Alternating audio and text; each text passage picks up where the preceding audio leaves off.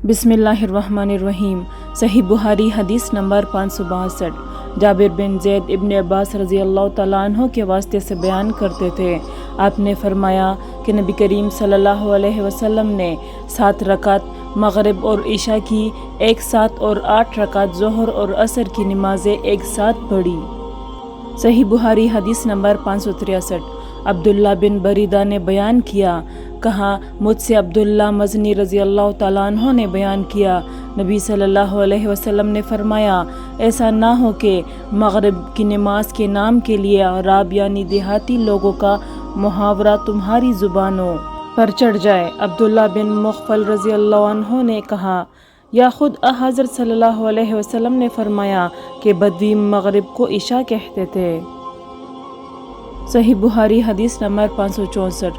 यूनुस बिन ज़ैद ने खबर दी ज़हरी से कि सालिम ने यह कहा कि मुझे मेरे बाप अब्दुल्ला बिन उमर रज़ी अल्लाह तआला अन्हु ने खबर दी कि एक रात नबी सल्लल्लाहु अलैहि वसल्लम ने हमें इशा की नमाज पढ़ाई, यही जिसे लोग अत्मा कहते हैं। फिर हमें खिताब करते हुए फरमाया कि तुम इस रात को याद रखना, आज जो लोग जिंदा है 100 साल के गुजरने तक रोए ज़मीन पर इनमें से कोई भी बाकी नहीं रहेगा।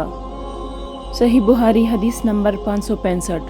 जाबिर बिन अब्दुल्ला रज़ी अल्लाह तआला अन्हु से रिवायत है, नबी सल्लल्लाहु अलैहि वसल्लम की नमाज के बारे में दरियाफ्त किया तो आपने फरमाया कि आप नमाज ज़ोहर दोपहर में पढ़ते थे, और जब नमाज असर पढ़ते तो सूरज साफ और रोशन होता।